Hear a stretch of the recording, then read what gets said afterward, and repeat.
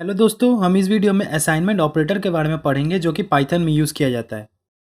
तो assignment operator क्या होता है? वो बेसिकली किसी वेरिएबल को किसी वैल्यू देने के लिए मतलब असाइन करने के लिए यूज़ किया जाता है। तो चलिए एक उदाहरण देखते हैं। यहाँ पे आप देख पा रहे हो कि name is equal to Python.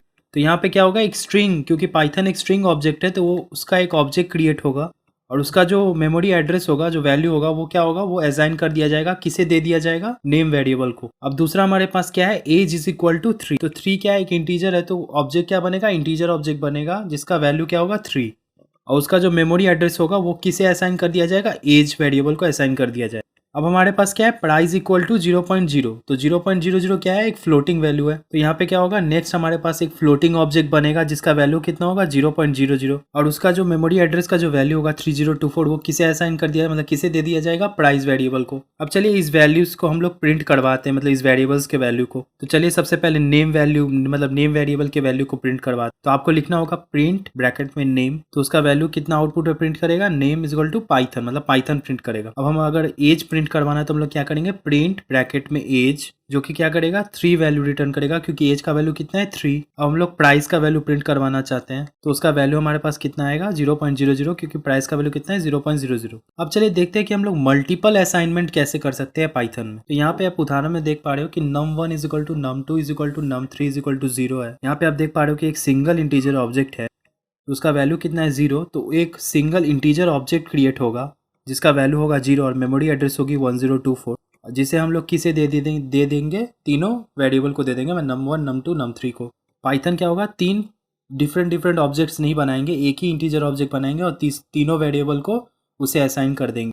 अब जब अगर आप इसे प्रिंट करवाओगे तीनों वेरिएबल्स को, तो हमारे पास क्या होगा, 0 जो होगा वो आउटपुट के तौर पर प्रिंट किया जाएगा। अब चलिए अब पढ़ते हैं कि मल्टी वैल्यू असाइनमेंट क्या होता है पाइथन में। तो पाइथन में क्या होता है कि हम लोग मल्टीपल वेरिएबल्स को भी डिफाइन कर सकते हैं, जो कि सेम लाइन में ही किया जाता है, जैसे मैंने आपको उदाहरण में दिखाया है। यहाँ पे नाम क्या है, नेम क्या होगा, रेफर करेगा किसे, स्ट्रिंग ऑब्जेक्ट को, जो कि पाइथन में वैल्यू के साथ है। यहाँ पे पेज काउंट क्या है, पेज काउंट रेफर करेगा एक इंटीजर ऑब्जेक्ट है, मतलब ये एक तरह का इंटीजर ऑब्जेक्ट है जिसका वैल्यू कितना है यहाँ पे 300।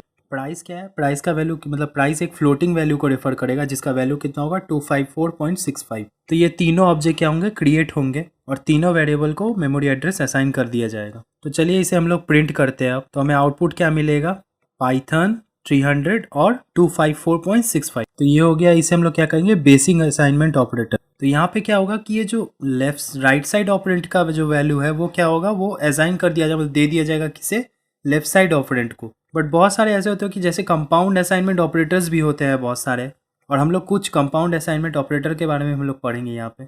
जैसे कि प्लस इक्वल टू, उसका मतलब क्या होता है कि जो लेफ्ट ऑपरेंट है और जो राइट ऑपरेंट है वो दोनों ऐड किया जाएगा और उसका जो रिजल्ट होगा वो क्या होगा, वो लेफ्ट ऑपरेंट को दे दिया जाएगा, मतलब उसका वैल्यू उसको दे दिया जाएगा। और उसका मतलब क्या होता है, जैसे कि a is equal to a plus B. उसके बाद हम लोग के पास क्या होता है, माइनस इक्वल टू ऑपरेटर।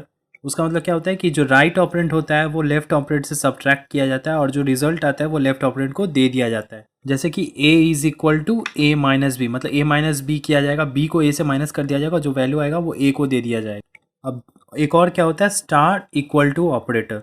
इसका मतलब क्या होता है कि जो लेफ्ट ऑपरेंड होता है और जो राइट ऑपरेंड होता है उस दोनों के मल्टीप्लिकेशन किया जाता है, मतलब जो प्रोडक्ट आता है उसे लेफ्ट ऑपरेंड को दे दिया जाता है। उसका मतलब क्या होता है, a is equal to a into B. अब हमारे पास क्या होता है, स्लैश इक्वल टू ऑपरेटर। इसका मतलब क्या होता है कि जो लेफ्ट ऑपरेंड होता है वो राइट ऑपरेंड से डिवाइड किया जाता है और जो रिजल्ट आता है वो लेफ्ट ऑपरेंड को दे दिया जाता है। यहाँ पे बेसिकली क्वोशिएंट असाइन किया जाता है लेफ्ट ऑपरेंड को, जैसे कि हम लोग लिखते हैं a is equal to a slash B. अब हमारे पास क्या होता है, मॉड इक्वल टू ऑपरेटर। यहाँ पे क्या होता है कि जब left and right operand division हम लोग कर लेते हैं तो उसका जो रिमाइंडर आता है वो रिमाइंडर किसे दे दिया जाता है, लेफ्ट ऑपरेंड को दे दिया जाता है। अब हमारे पास क्या होता है, स्टार स्टार इक्वल टू, जो कि एक्सपोनेंशियल कैलकुलेशन के लिए यूज़ किया जाता है और हम लोग इसे पावर कैलकुलेटर भी कहते हैं। और जो उसका रिजल्ट होगा वो क्या होगा, वो लेफ्ट ऑपरेंड में स्टोर किया जाएगा। जैसे हम लोग कैसे लिखेंगे इसे एग्जांपल के तौर पर, a is equal to a double star b। अब हमारे पास क्या होता है, slash slash equal to operate, जिसका मतलब क्या होता है कि फ्लोट डिवीजन परफॉर्म किया जाएगा दो ऑपरेंट के बीच में और उसका जो रिजल्ट आएगा वो लेफ्ट ऑपरेंट को दे दिया। अब चलिए कुछ एग्जाम्पल, मतलब कुछ उदाहरण भी देख लेते हैं सभी ऑपरेटर के। जैसे कि मैं सोच लेता हूँ कि a का वैल्यू कितना है 10 और b का वैल्यू कितना है 5, और अगर हम लिखते हैं कि a plus equal to b, तो यहाँ पे जब हम लोग करेंगे तो इसका वैल्यू हमें कितना मिलेगा, 15। मतलब a का वैल्यू कितना होगा, 15।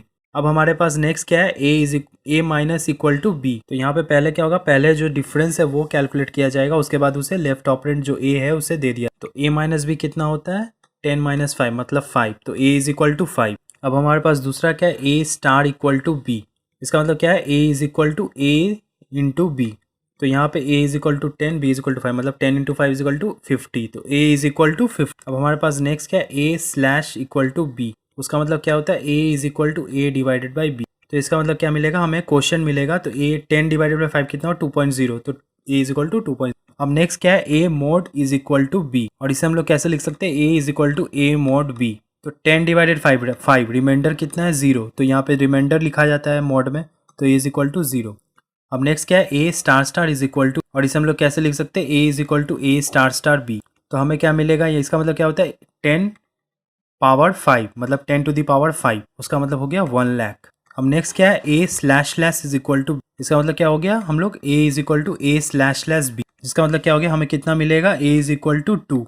चलिए एक और उदाहरण प्रोग्राम देखते हैं। पहले हम लोगों ने लिखा है a इज इक्वल टू 10, फिर हम लोग ने लिखा कि b इज इक्वल टू। अब हम लोग क्या कैलकुलेट करना चाहते हैं, a plus equal to b मतलब plus equal to operator use कर। तो यहाँ पे a plus equal to b मतलब a is equal to a plus b। यहाँ पे a प्लस b कितना हो गया, 15। और इससे हम लोग क्या करेंगे, a को दे देंगे। अब हम लोग क्या करें, प्रिंट कर रहे हैं किसे, printing the value of a plus b। तो आउटपुट कितना होगा, value of a plus b is equal 15।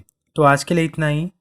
हम लोग ने इस वीडियो में पढ़ा, इस असाइनमेंट में पढ़ा कि हम लोग असाइनमेंट ऑपरेटर कैसे यूज़, सिंपल असाइनमेंट ऑपरेटर्स क्या होते हैं, कंपाउंड असाइनमेंट ऑपरेटर्स क्या। अब हम लोग नेक्स्ट वीडियो में हम लोग पढ़ेंगे कि रिलेशनल ऑपरेटर क्या होते हैं पाइथन में। Thank you.